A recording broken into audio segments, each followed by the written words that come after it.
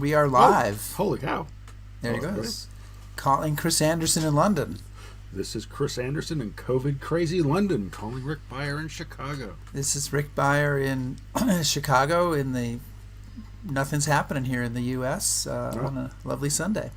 And we want to wait a moment for people to join us as we get started for real. And please post something to let us know that you're here. And, of course, we're here talking about history every Sunday at 4 p.m. Eastern on the Stephen Ambrose Historical Tours Facebook and YouTube pages. And all our broadcasts are archived on the History Happy Hour website. Chris, who's joining us today? Not our guests, but who's here? Marcus is on board, showing up. Okay. There's somebody you may have heard before, Catherine Beyer Hurst. Yeah, not sure. Vague ring any bells? No, not. Yeah. There we go. Doug McCord. Excellent. So, Ken? Libby. Okay, so we have. Rolling in here. I think, as they would have been referred to in Casablanca, that we're rounding up the usual suspects, and perhaps some others as well. Hello, Doreen and Jean and everybody. So, listen, it's been a weird and crazy time. I think everybody recognizes that, and so we're all happy to have a time machine that we can use to leave this time and go back and talk about weird and crazy times in other places. And yes. So that's what we're going to do today. And Chris, do we think we have enough people to I think we do. Move things along? Give me the drum roll. Brrr.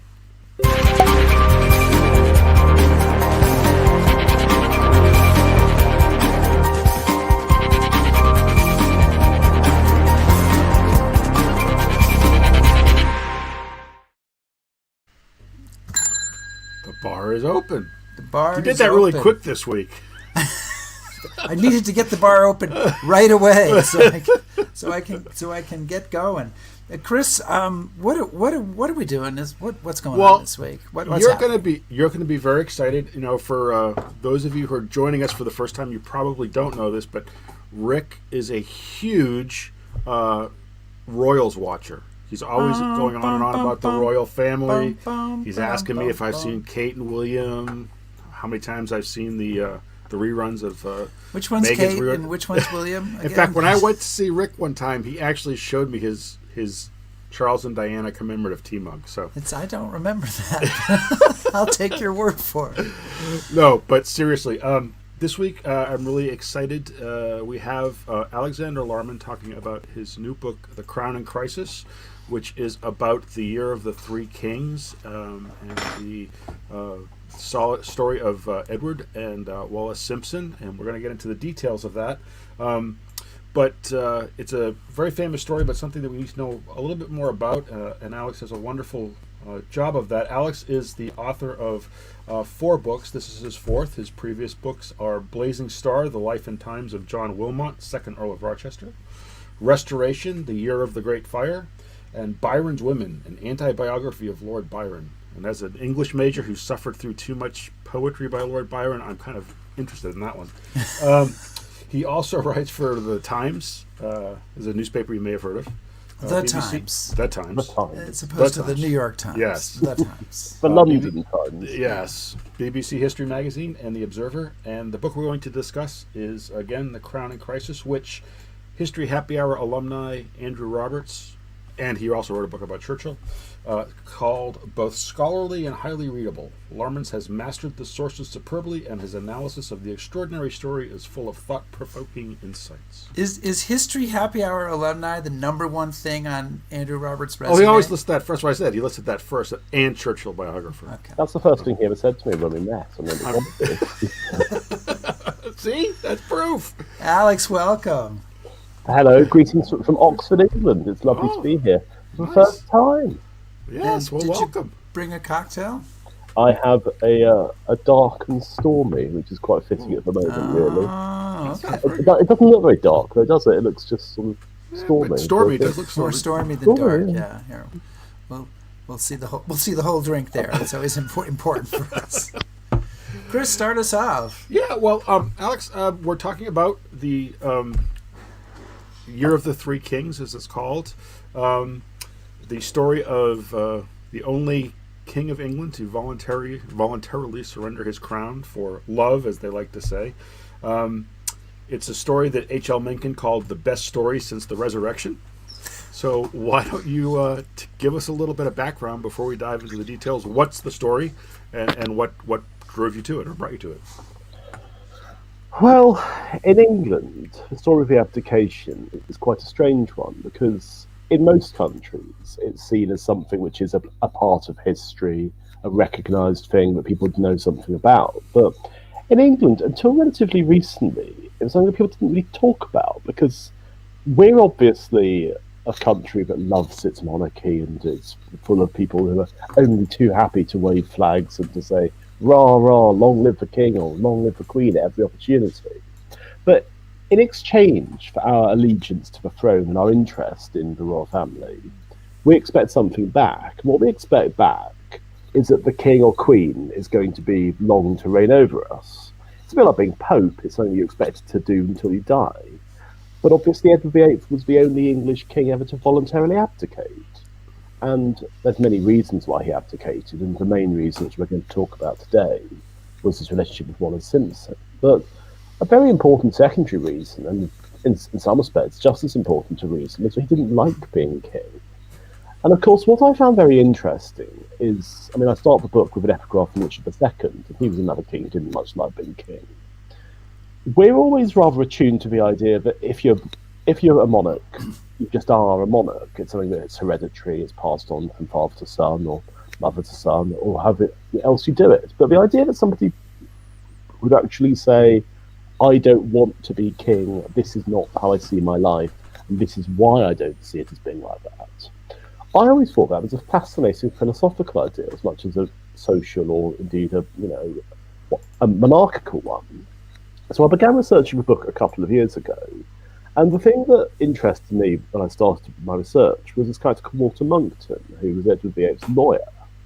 And in Balliol College, Oxford, about a mile from where I live, there's all these extraordinary papers, and Monckton was a man who kept a diary of his involvement in the abdication. Never been published, and it's a few small extracts have been used here and there in various earlier biographies. None of them have had the full use that I had in Crown and Crisis. So I was going through all of this, thinking that I might write about Walter Monckton himself. And then one adage that writers have always been told from a very young age, and I think I was told this when I was about 2, was, if you're going to tell a story, don't try and be clever. Don't try and find a weird spin on the story just for the sake of it. Tell the story that people want to hear. And so what I realised was, I'm not going to write a book about the abdication, where it's not really about the abdication at all. It's actually about this attendant lord who happens to be there, and you're leaving a lot of interesting stuff off screen because it's happening elsewhere. If you're going to write about the abdication, you've got to write the new definitive book about the abdication. But I thought, okay, there have been so many books written about the abdication. It's such a well-worn topic. And then I actually went away, and I went to the Bodleian Library here, and I was going through all of the existing books about the abdication, and I realised, the last relatively major book about the abdication was written nearly 20 years ago. And there's been so much new material that's emerged then. It's emerged in the National Archives, it's emerged at the Royal Archives. We'll talk about what it was like to go there and to use that for my research later. But it's all about, ultimately, finding a new spin on an old story, and the spin that I found was to really delve into the psychological makeup, not just of Edward and Wallis, but of all the people around them. And I found that the story could be told quite differently, but it became almost a suspense thriller, the idea of how does Edward abdicate? What are the mechanics of a king abdicating, and how does this work? How exactly do you get the King of England off the throne? But then after that, what happens to the country? And why did some people want him to abdicate and others not? And yeah. Oh, so Alex, sorry. I can't stand not talking for too long at one time. Like all interviewers, right? You have to answer. And first of all, it's great that people were giving you writing advice at age 2. I really wish that I'd had that, 2-ish, right? But I want to just start out to say that here in the United States, that I learned about this story a very long time ago. Probably when I was about 12 years old. And I learned about it, and I have a prop here. I want to just... I know, it's great. I learned about it from this, and I don't know if you can see this very well, or if I can switch it here at the same time, but this is a record album called I Can Hear It Now with Edward R. Murrow and Fred Friendly. And this is 78 records in here.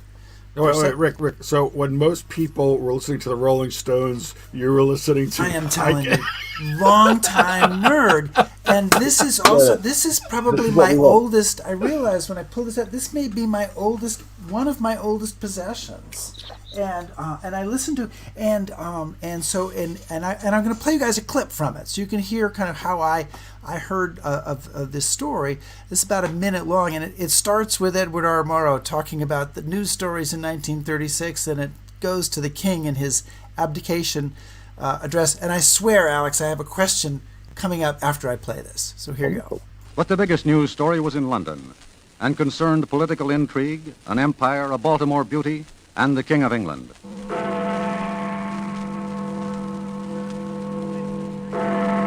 On the night of December 11th, as Big Ben tolled the hour, London cinemas were deserted, New York subways empty at their usual rush hour. In Eugene, Oregon, and Johannesburg, you could hear the world quiet down. This is Windsor Castle, His Royal Highness Prince Edward.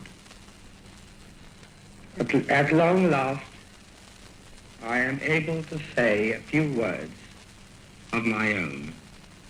Believe me when I tell you that I have found it impossible to carry the heavy burden of responsibility and to discharge my duties as king as I would wish to do without the help and support of the woman I love. Well, okay, so you can, I'm 10, 12 years old. You can just imagine, this seems so, it's romantic, it's noble, it just really made an impression on me. And by the way, thanks for ruining all that. In your Sorry. book. Yeah, but I think that a lot of Americans probably have felt that way and might still feel that way. What are the biggest myths we believe about this, and kind of what do you do to try to deal with them in your book? Well, first of all, just to pick up on what we just listened to, the abdication speech, somebody actually wrote to my publisher to complain that I hadn't included the entire text of the abdication speech in the book. And so my publisher wrote to me and said, "What do you guys should do about this, Alex?" And I said, "Well, I think you just write back to him and say, it is a commonly known speech, which is readily available from other media." It's on the internet. Well, besides, Yeah. everything's on the internet. Everything's on the internet. But yeah, so I think that what we have to look at with the abdication speech and the events around it are that it was a seismic shock. The idea that the king could abdicate and that the king was able to do so ostensibly of his own free will, it changed so many perspectives on so much. And certainly from an American perspective, America had all the news of what had been going on with Edward and Wallis throughout 1936. But of course in Britain we didn't have any of that because the newspapers had all been gagged. Something that I found interesting over and over again is looking at the contemporary parallels between what went on in 1936 and what's been happening in 2020 and even 2021. And certainly the role of the media, because we're constantly hearing about fake news or the mainstream media and stuff like that. When you go back to 85 years ago, and Lord Beaverbrook, this extraordinarily powerful media magnate, imagine Rupert Murdoch to the power of 10, he was able to say to his newspapers, right, you're not publishing anything about the king's relationship with Wallas Simpson. And not only did his newspapers comply, but all the other newspapers complied as well. So there's very much a sense throughout Britain in 1936 that your man or woman on the street did not know what was going on. Whereas in America, all the newspapers were full of the story because H.L. Mencken's description of this as the greatest story since the resurrection is one I absolutely loved. But there were so many accounts books, and some more scandalous and gossipy than others. But it was one that's been printed in New York or Chicago that Wallis would be king before the year was out. Nobody in Britain knew anything about it, so all you could go by were these very scattered, rather uncertain rumours as to what was going on. So Alex, Edward's dad, George V, said, "After I'm dead, the boy will ruin himself in 12 months," and he wasn't too far gone. But could you tell us a little bit about him and maybe why he's kind of in this situation? I mean, as far as I can tell, the only good thing Edward VIII ever did was learn how to play bagpipes. But other than that, he's maybe I'm too harsh on him.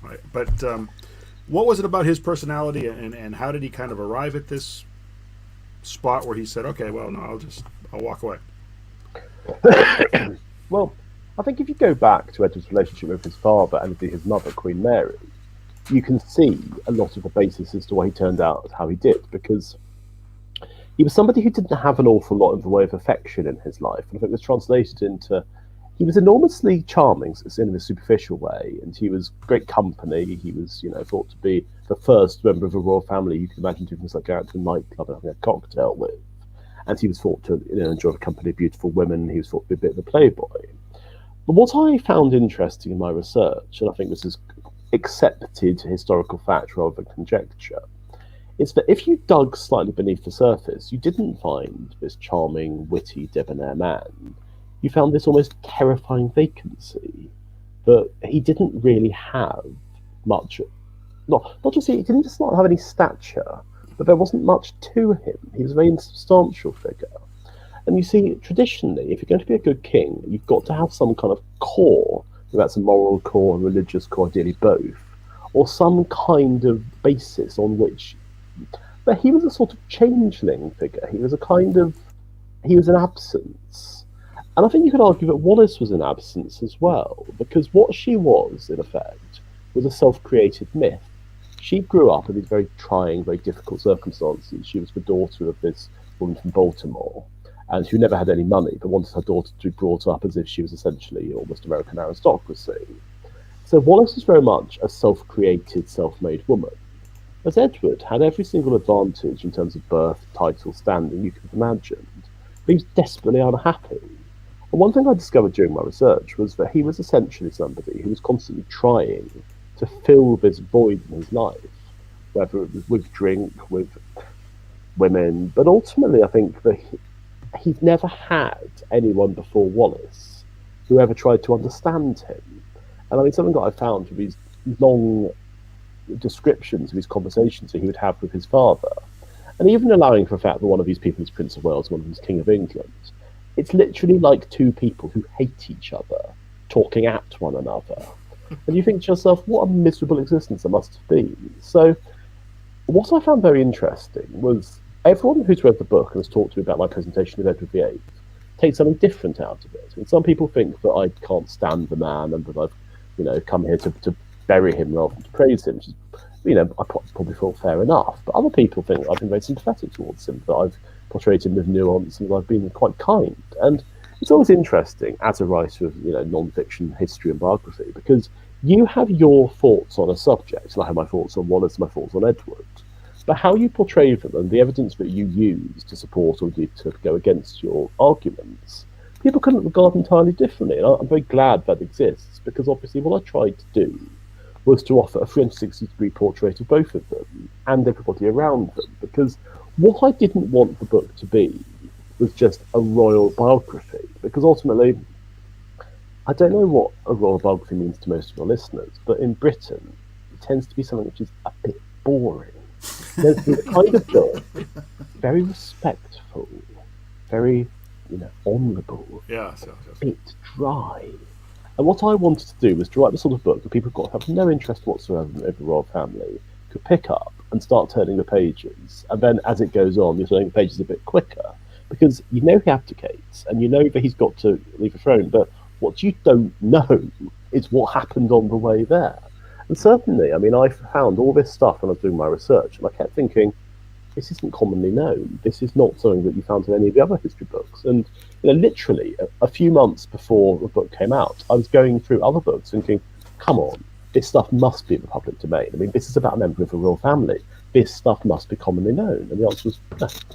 And so that's one of the reasons why I think that this is an evergreen story, that people are finding new angles, new material, and all of that gives us a very different appreciation of who Edward was, of where he came from, what his relationship with Wallis was like, but also what he was working against. The idea that you've got to have some degree of human sympathy for somebody who had this incredibly cold, incredibly distant upbringing, and was never able really to escape from it.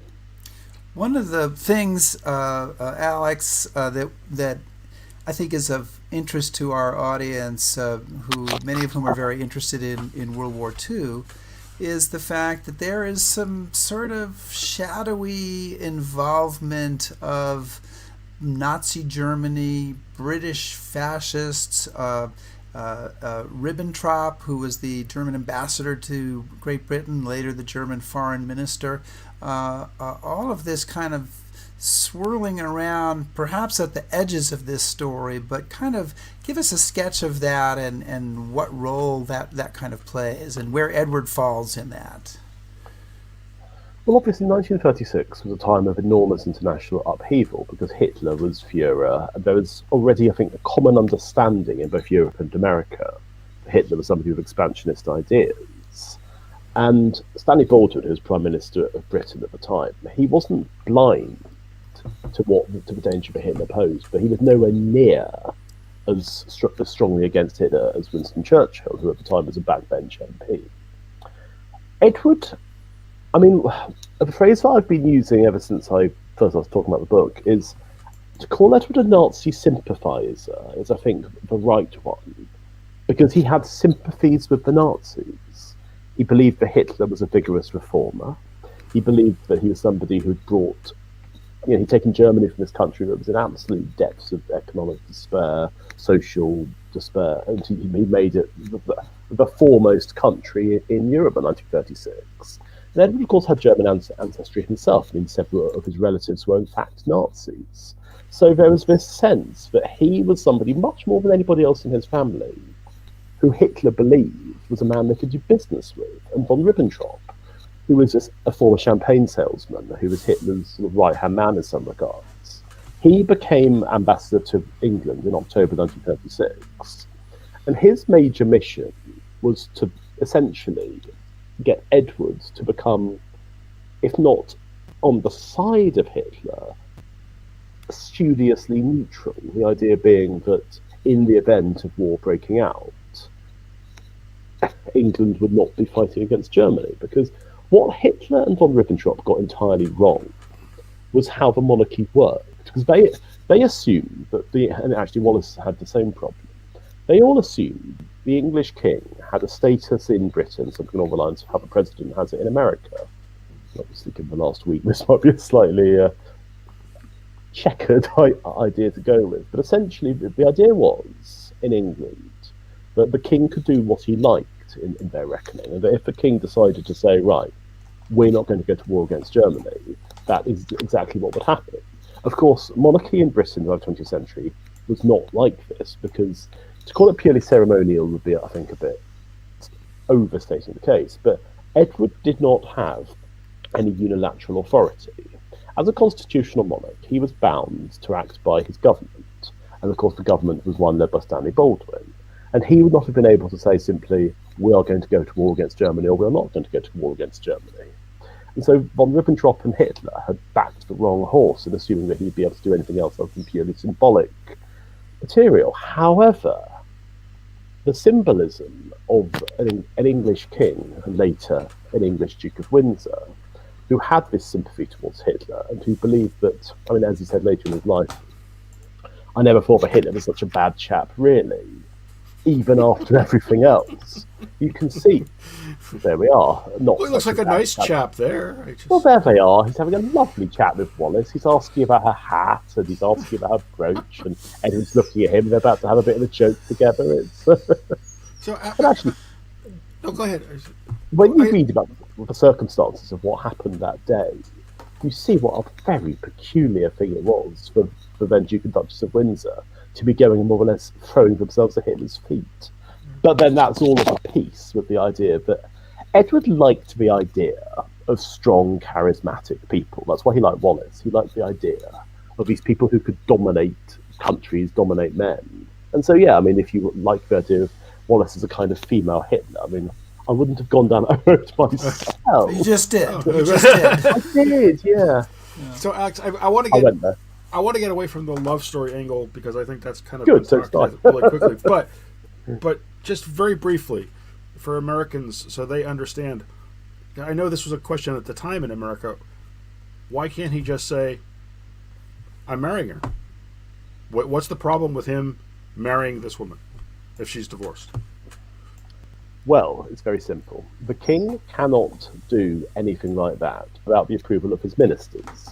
Because the nature of constitutional monarchy, as I just said, is that you have to be able to act with your cabinet and your prime minister's approval.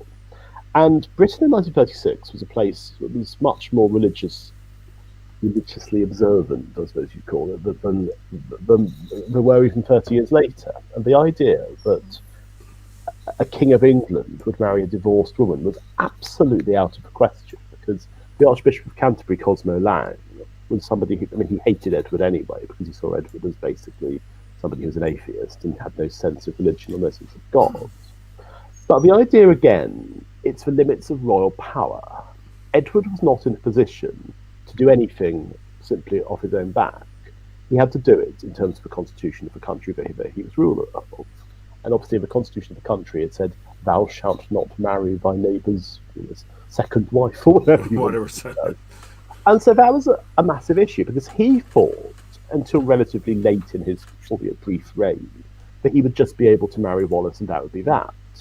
But it was obviously Stanley Baldwin and indeed Baldwin's cabinet had to intervene and say to him, "No, you cannot marry Wallas Simpson, because otherwise this would make her Queen Wallis, and that is so ridiculously unconstitutional that we can't even begin to think about that as an idea." So before we get off the love story, we're going to probably keep saying this for 3 or 4 questions. But how far out on the limb can I go with a question relating to this, Alex? Can we should I have good taste, or should I just go for it here? Go for it every time. Okay, so we have a question from the audience asking, and I think this puts it in a funny way, but I think there is a serious question here. Someone who says, was she his dominatrix? Was he doing things like crawling on the floor, licking her boots? But what is the nature of this relationship? And I mean, as someone else pointed out, it's not that she's some stunning beauty. She's not some intellectual giant. So what is it that she's the one, even when she's trying to now get out of it because she doesn't really want to deal with everything, he's determined that he's going to leave the throne and marry her? Well, as this is a PG-rated show, I wouldn't want to go into enormous detail about what they got up to, but not necessary. Yeah. No. Yes. Tune in later, folks, for the new X-rated version of History Happy Hour. Well, I mean, even in the book, I had to take out one particular detail because it was so appalling. But more importantly, it was unsubstantiated. Yes, it's a simple answer. Theirs was a relationship, but I think you would call it one of dominance. She was very much a person in charge. And there's actually a fantastic description. So I went on this yachting holiday with the socialite Diana Cooper, who wrote letters about what was going on, and she kept a very close eye on their relationship. And she described about how Wallis would humiliate Edward, and she'd be shouting abuse at him in front of all the other guests, and he'd be lapping it up. And you can see that, yes, it was very much a relationship where she was the dominant partner and he was very much the submissive partner. But then I think that's the whole thing about Edward's character, that because he had been under the boot for so long with his parents, and then obviously with his younger brother Bertie, or the later George VI, who was much more responsible, much more adult than he was. I think that there was this part of him that actually thought that he was nothing, that he was essentially scum. And Wallis catered to that.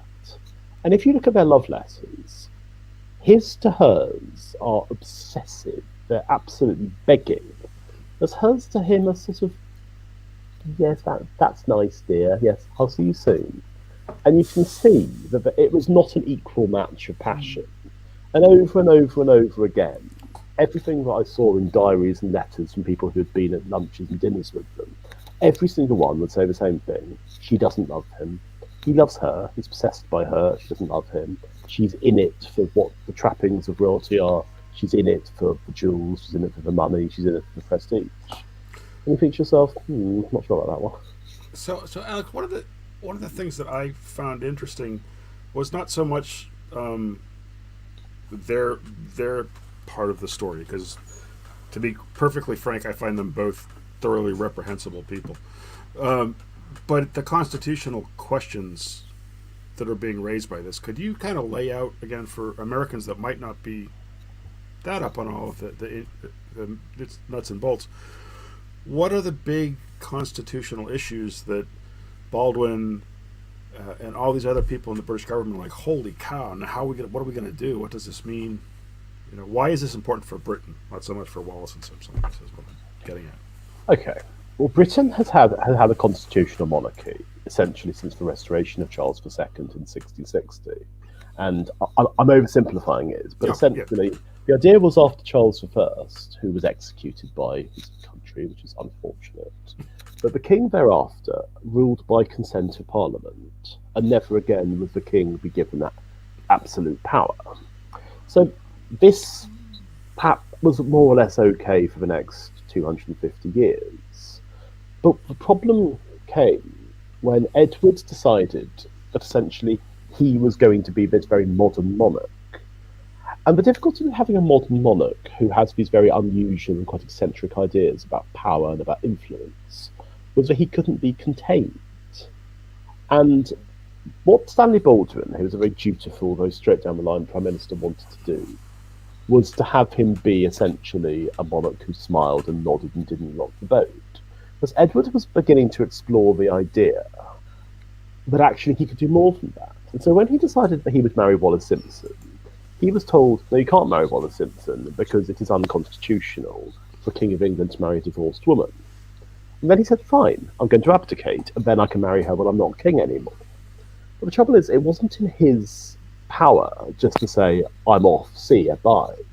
Although he would have liked it to have been. Because again, it's the limits of what royal power and influence actually are. And obviously we see an interesting parallel these days with Harry and Meghan, that they did announce that they were off, see, bye. And that has led to all manner of difficulty and all manner of fuss. But at least he wasn't King of England, and he wasn't going to be King of England either. Edward, of course, was king. And the difficulty there is that he was unable to take this decision on his own terms, because the English constitution has essentially forbidden him to make these decisions off his own back. So he's stuck in this position where he wants to go, but he would not be allowed to abdicate unless an act of parliament was passed, which would allow him to. And theoretically, there could have been a situation that not only was he not allowed to marry Wallis, but he had to carry on being king, whether he wanted to or not. And that brings about a very interesting idea that you've got a king who doesn't want to be king. And there are people like Lord Beaverbrook who are going about saying, well, hang on, have you considered the idea that we scrap democracy? I mean, it's a big idea, but hear me out. Right. And the idea, because it's worked really well in Germany, they scrapped democracy, and look at them now. And then this thing called the King's Party began to emerge. And the idea was, this unelected, unaccountable political party would be made up essentially of a ragtag bunch of disaffected Conservative MPs who would have liked the idea of Edward as king had these sort of decisions. And Oswald Mosley, the leader of the British Union of Fascists, or the Black Shirts, and possibly Winston Churchill too, possibly not. But the idea of the King's Party as being this kind of unholy union of a newspaper baron, far-right English agitators, and other politicians, it could have been a very, very toxic combination. And Mosley was a great supporter of Edward. And a story that I love, because I think it's got so much contemporary resonance, especially at the moment in your country, So he organised this march in late 1936 in support of Edward through East London. And he made this speech to, I mean, he claimed there's 50,000 people there, more likely 5,000. Again, I mean, other people have exaggerated numbers in crowds. He made this speech in which he said, "Let us throw away the moaning old women of Westminster by the vote of the people. Let's make Britain great again." And you think, something can never change. Echoes from the past. Mm. We have a few questions here from the audience, and I do want to get to them, but I wanted to ask first one more thing, kind of along this line. You have done a lot of research for this book, and in the course of it, you came up with something that I have to say I never heard about, and I imagine most people haven't heard about, which was an assassination attempt on Edward. And I wonder, what's the story there, and how does that fit into or change our understanding of everything? Yes, I mean, this is something that I found completely by accident. It was when I was going through Edward's lawyer, Walter Monckton's papers in Balliol College, Oxford, and I found this document called "He Was My King," and it was written by this man called George McMahon. And all I've known about George McMahon is on July the 16th, 1936, Edward was leading a parade through near Buckingham Palace by Horse Guards Parade. And this man was said to have thrown a gun at Edward's horse in order to make a public disturbance. And the idea behind it was that he was drawing attention to some unsuccessful newspaper venture of his. And it's just a minor story. I mean, kings have these things happen to them all the time. There's always somebody who wants to make a fuss. So every single biographer, every single writer about the abdication, this was the kind of thing, it was just 2 or 3 lines of this is just something that was happening that month. But this document was absolutely incendiary. It was 40 pages of McMahon saying that he had been an MI5 informant who'd been recruited through the Italian embassy to essentially try and assassinate Edward. And he had, according to his own account, deliberately messed up the assassination attempt. But there are these people who actively wished Edward to be killed. And I was thinking, so hang on, we've got an MI5 informant who's acting for MI5, who's tried to kill the king. And I thought this has to be an exaggeration, this has to be delusional. Then I went to the National Archives in London, and I cross-referenced everything that McMahon was saying against all these classified MI5 files, which were only brought into the public domain a few years ago. And I was thinking, oh, this is all adding up. It's all making sense. So what I realised, and I basically spent an entire chapter of the book talking about this, is that whether McMahon was acting as an agent of the Italian embassy who wanted Edward dead, or as I think is more likely, that he was living amongst communists and fellow sympathisers who thought it would be provocative, exciting, and all the rest of it, to try and kill the king, and thus start an international outrage that worked so well with Franz Ferdinand. But you think to yourself, but MI5 were obviously so embarrassed that this man had been telling them there's going to be this attack on the king, that they, at his trial, there was all manner of cover-ups going on, and all manner of things that basically meant that he didn't have a fair trial.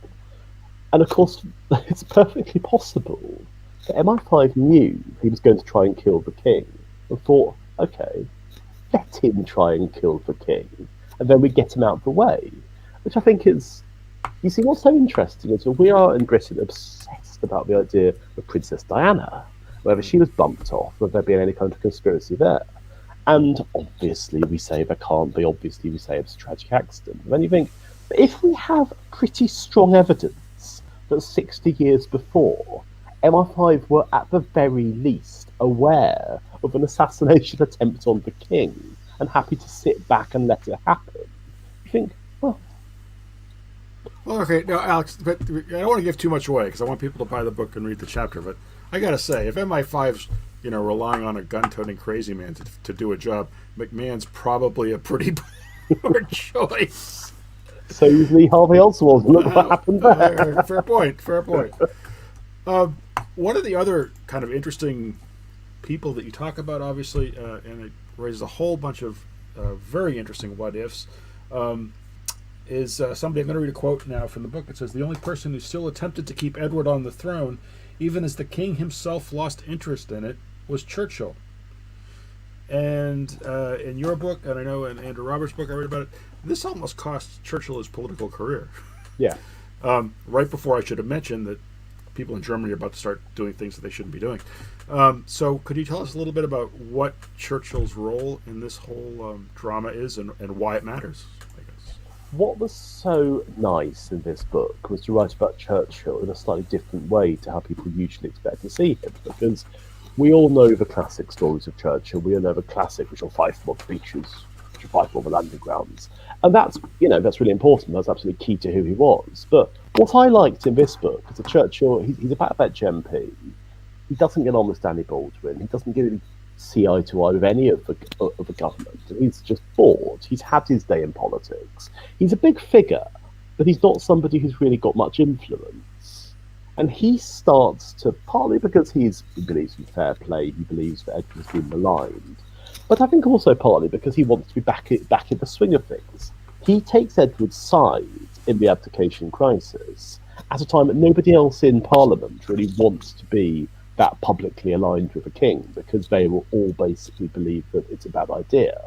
And you see the idea that Churchill is really trying to keep Edward on the throne.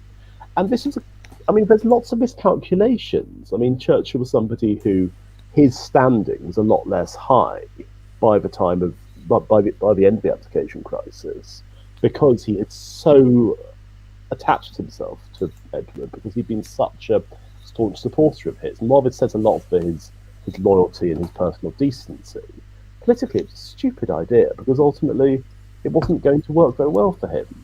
And what did so well for Churchill when he became Prime Minister a few years later, the idea that he would say unpopular things, he was not somebody who's towing the party line, it was awful during the abdication crisis, because there was all these instances where he was speaking in the Houses of Parliament and he was losing his temper. And at one point he shouted at Stanley Baldwin, "You won't be happy till you've finished him, will you?"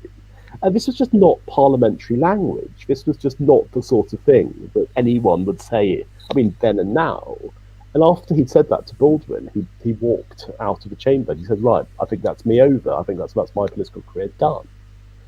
But it wasn't. And of course, what's really interesting in a book like this, and doing research like this, is to see the idea of Churchill as a manipulator, as a kind of power behind the scenes, but also somebody who gets it wrong. And so that for me, and I think for Andrew Roberts as well, was a really interesting experience to actually take this iconic figure, but to have a slightly different side of him. Well, and it's there's all sorts of counterfactuals that you can do in this story, and if people go out and buy your book, and we'll just mention if they want to do that it's called The Crown in Crisis by Alexander Larman. You can ask yourself what happens if Edward somehow remains in power or under the influence of the Nazis. What happens if Churchill is removed from the scene of power and Halifax becomes prime minister in 1940, who also might have negotiated with the Nazis, and suddenly you see there's a lot of different ways that this can go. I want to, we have some questions coming from the audience, and I want to bring in one from John Matthew here, who writes, he says, "Alex, what's the differences and challenges of writing about Edward VIII versus John Wilmot, who is so much less known?" And I would say in answering that, you should probably tell us who John Wilmot is, because he's enough less known that I don't know the answer to that question. Well, John Wilmot, aka the second Earl of Rochester, was the protagonist of my first book, Blazing Star. And I think that the best way I can answer that question is to talk a bit about my working methods and what drives me to write about people. John Wilmot, i.e. Rochester, Lord Byron, who was a semi-protagonist of my third book, Byron's Women, and Edward VIII, they're all people who existed slightly outside of society. They're all people who are, I think, sexually quite complicated. Socially, they were seen as somewhat outside of what the norm was. But we all have these very strong, almost burning ideas of what the world should be. In the case of John Wilmot, the second Earl of Rochester, he was somebody who believed that the world was essentially, there was an unspoilt idea, an almost platonic idea of what the world should be. He was living in the filth and the squalor of the Restoration era. In the case of Byron, he was somebody who could write the most amazing love poetry, such as She Walks in Beauty Like the Night. and treats the people around him like his mistresses and his wife in the most appalling and disgusting way. And in Edward, I think what you have to see is the idea that he was so obsessively in love with Wallas Simpson, he was prepared to sacrifice not just the throne, but potentially his own reputation and his own standing for her. And I guess that what I've always tried to do as a writer is to find topics that are big, dramatic, exciting topics, and then to go about making them mundane and dull. No, it's to find a way. It's to find a way of making them seem fresh, because I think every historian or every biographer has something of a psychologist about them, and you have to think about what makes people tick. And in the case of John Wilmot, he was somebody that I was obsessed with from quite a young age. I mean, not child, that would have been quite strange because his poetry is quite filthy, but certainly from when I was about 20, 21. And Edward was somebody who, as I said, you grow up in Britain with an understanding of the king who wasn't king, just as we had this year of the three kings, which is an extraordinary idea. And I think that exploring who they were and exploring what they did, it's a real privilege, actually. And of course, when you're sat in an archive, whether it's in the case of John Wilmot, it was all over a place like the Bodleian Archive in Oxford. And in the case of Edward, it was obviously going to the Royal Archives in Windsor Castle, in the Great Tower, in the Great Keep, where they've got all of these letters and diaries and so forth kept. When you're actually reading these people's letters and their journals and so on, it's an extraordinary privilege, because you feel you are touching history. You feel there's all the hundreds of years that have existed, or the dozens of years that have gone between, they're just gone, and you just feel this very strong relationship between you and your subject. So yes, I suppose to a roundabout way of answering the question is the challenges are very similar, but I've always been drawn to a certain sort of subject, and I think that in both cases, hopefully the books have borne that out. Alex, one of the characters that I've been getting a lot more interested in my own way recently, and he's kind of central to the book, of course, is George VI. He really is kind of thrust into this situation. And so I was wondering if you could talk a little bit about, how he fits into all of this, and was he prepared to be king, or was he just all of a sudden a surprise? Guess what? I mean, because I really think he becomes a very effective monarch, and the monarch England needs during the war, but that's not expected, right? No, I mean, because the future George VI, i.e. Bertie, he was somebody who, he's not in the book that much. I wanted him to be in there a bit more, because I wanted there to be the kind of counterpoint between Edward as this very do what the hell you like character, and Bertie, i.e. George, is this must do the right thing, even though he had this terrible stammer, as anyone who's seen the King's Speech will know. And I kept trying to find ways to bring him into the narrative a bit more, but of course, the trouble is with all the royal family in a book like this is that they're essentially hanging around on the sides and waiting for stuff to happen, because they didn't have the constitutional role that politicians did, and they weren't agitating behind the scenes the way that the Archbishop of Canterbury or indeed the newspaper magnates were. But what I hope I conveyed in the last quarter of the book was a sense of, if basically your greatest fear in life, something might happen to your elder brother and you become king, but that your brother's going to abdicate, knowing how little you want to do it, and to bring in something of their relationship, and to bring in the idea as to why Edward was completely nullify his brother's fears, but also the idea of how George would be feeling, this absolute clammy terror. And I think that what you would do if you were going to write the sequel to this book, which let's hope that happens. I think that the narrative you would try and follow is one that you would begin following both brothers at the same time. Then you would, I think, take off or and kind Edward of watch them go like that. Edward would, I think, become a more minor character in the narrative of the second book, because after the outbreak of World War II, he's not that interesting.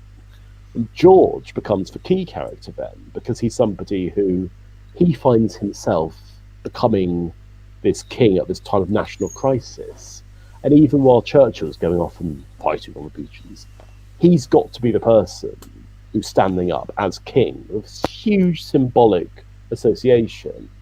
And yes, I think that, I mean, anyone who's seen The Crown will have seen Jared Harris's very warm, very humane portrayal of George towards the end of his life.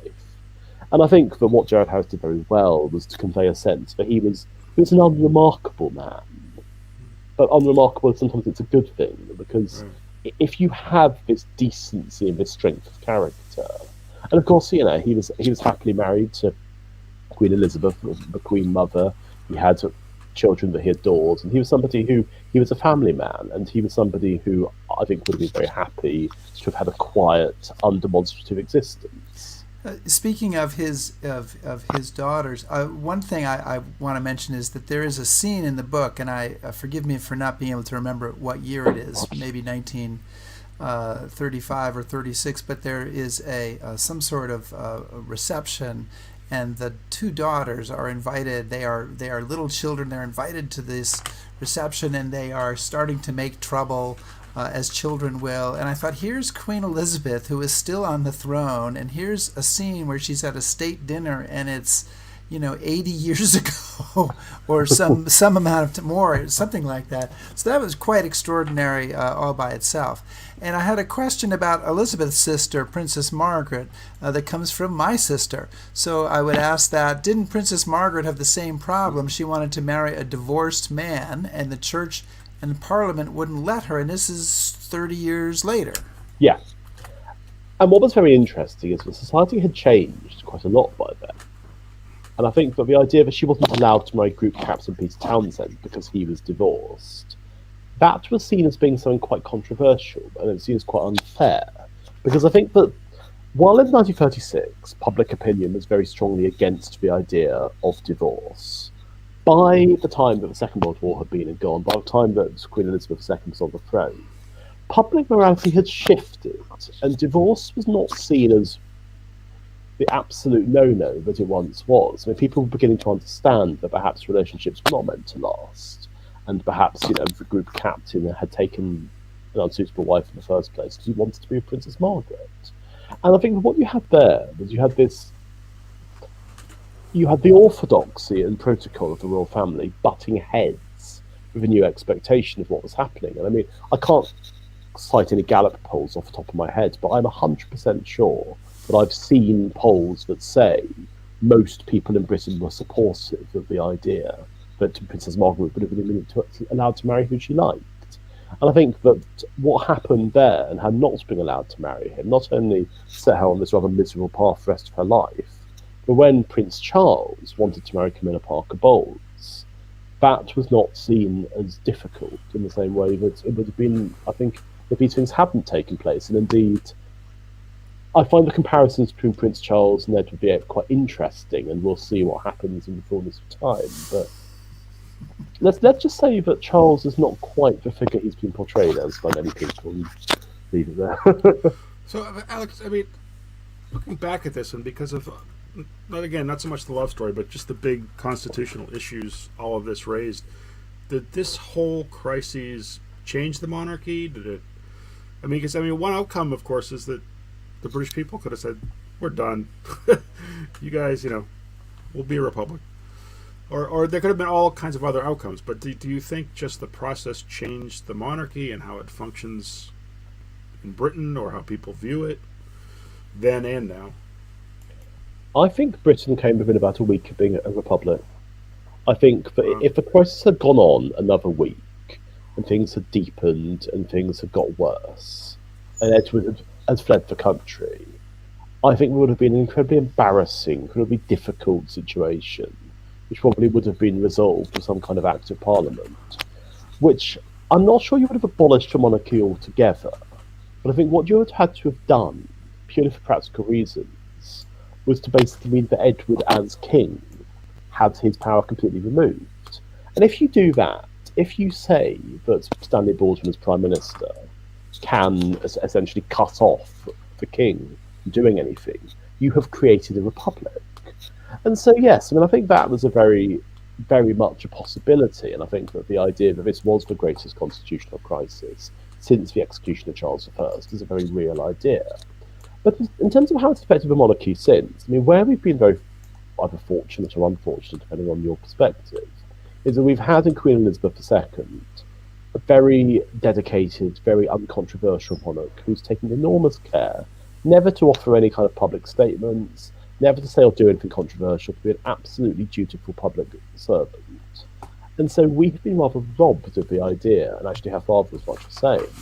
So between 1936 and the present day, we have not had a monarch in Britain who has, created headlines. I mean, that's why Prince Harry and Meghan has been such an interesting story, because obviously they have created headlines. And I mean, just today, for instance, it's a revelation that they've quit social media altogether.